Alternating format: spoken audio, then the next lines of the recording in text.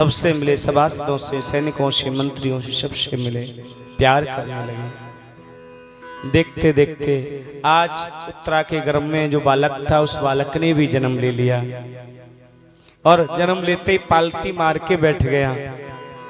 सब गोदी में ले रहे हैं और पहचान करता है वह बालक, ये वो नहीं है जिसने मेरी गर्भ में रक्षा करी, वो कहाँ है जिसने मेरी गर्भ में रक्षा करी, वो कहाँ है, उसे ढूंढ रहा है।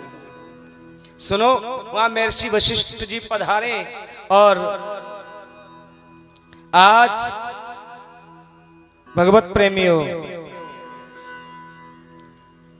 जैसे ही पधारे ऋषिवर सब आए हैं, आशीर्वाद देने लगे, नाम का संस्कार होने लगा और इसका नाम रख दिया परीक्षित।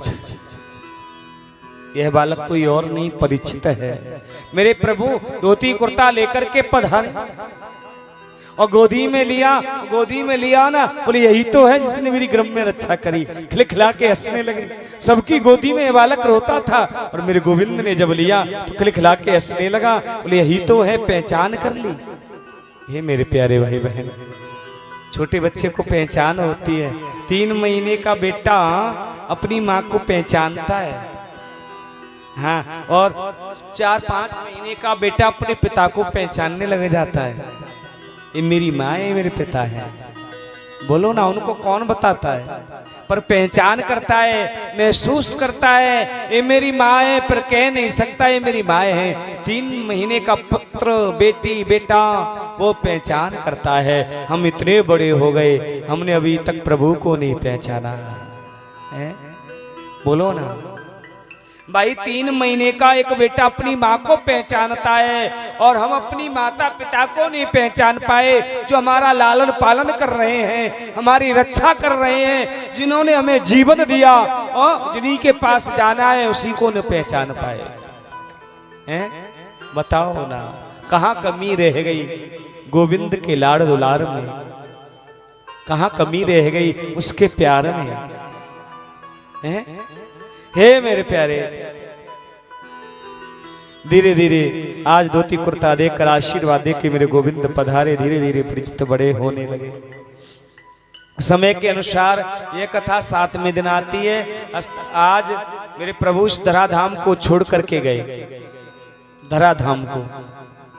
तो अर्जुन रोते हुए आए हस्तिनापुर, और जैसे रोते हुए आए ना तो मेरी माँ, तुम्हें पता है, रो रहे थे।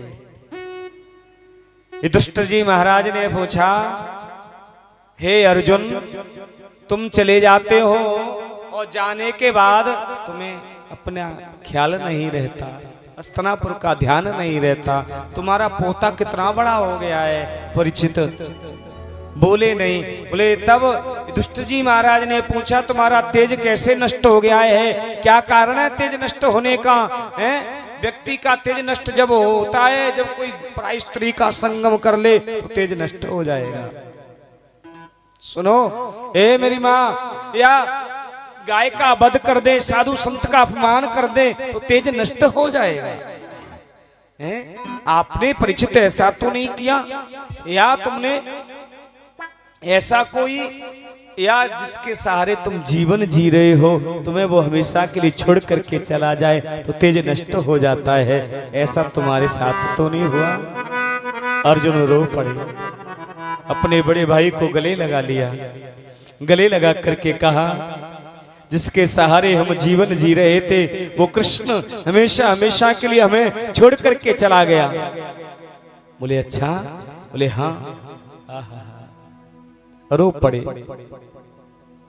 और इतने दिन बाद आए, इतनी बुरी खबर सुनाई और कुंती को मालूम पड़ा, जैसे भैया हो राजा दशरथ को मालूम पड़ा। सुमंत ने आके कहा था कि हमारे राम जी, लखन जी, सीता जी लौट करके नहीं आए। ओहो, तो राजा दशरथ ने अपने प्राणों को नहीं रखा। राम राम कहे राम, राम राम कहे राम। ऐसे ही कृष्ण, हाय कृष्ण, कृष्ण कृष्ण कहते हुए आज कुंती महलों में घूमने लगी, अपने पंचभौतिक शरीर का त्याग कर दिया। कुंती जी ठाकुर के धाम को पधारी। पांडवों ने अपने भैया हो अपने पोते को परीक्षित को राजगद्दी दे दी। 11 साल का था। बाबा मैं इस राज को कैसे संभालूंगा, मैं तो छोटा हूं। अपने मंत्री को समझाया, राजकाल को देखना, पूरे समय से ध्यान देना, मेरा पोता हो जाए, मेरे बेटे को समझा देना। और आज राज तिलक करके परीक्षित का चले गए। पांचों पांडव स्वर्गारोहण होने लगा और साथ में द्रौपदी गई। एक एक करके सब ठाकुर को प्यारे हो गए।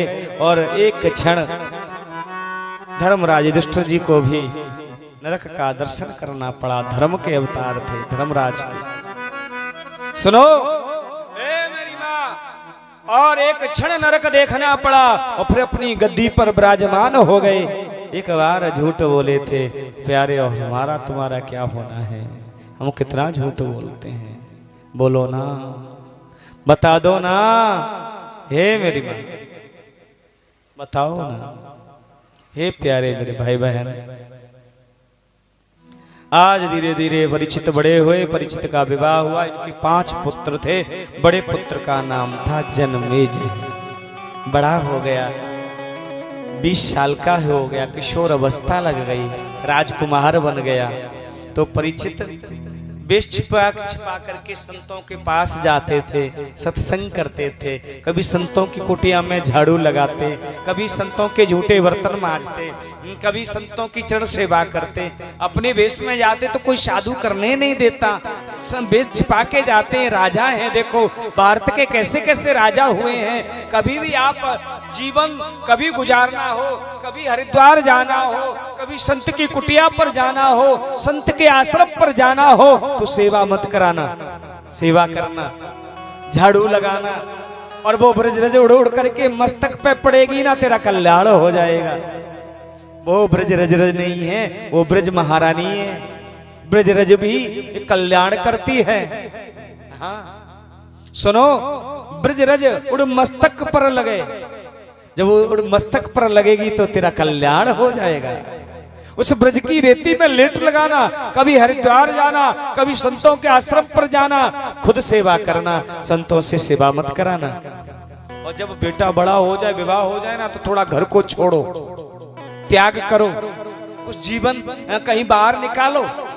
पर आजकल शादी हो जाती है तो और ज्यादा बंधन, मर जाओ, बंधो ना बंधन में, मैं की करा, बोलो ना, बंध जाओ, डूबो संसार में। ए मेरी माँ, थोड़ा घर छड्डो, घर छड़ के तुलसी वृंदावन में आओ। 8 दिन 10 दिन 15 दिन उत्थे गुजारो, हरिद्वार चले जाओ, ऋषिकेश चले जाओ, प्यारे हो तीर्थ स्थानों पे कुछ दिन रहो, तब देखो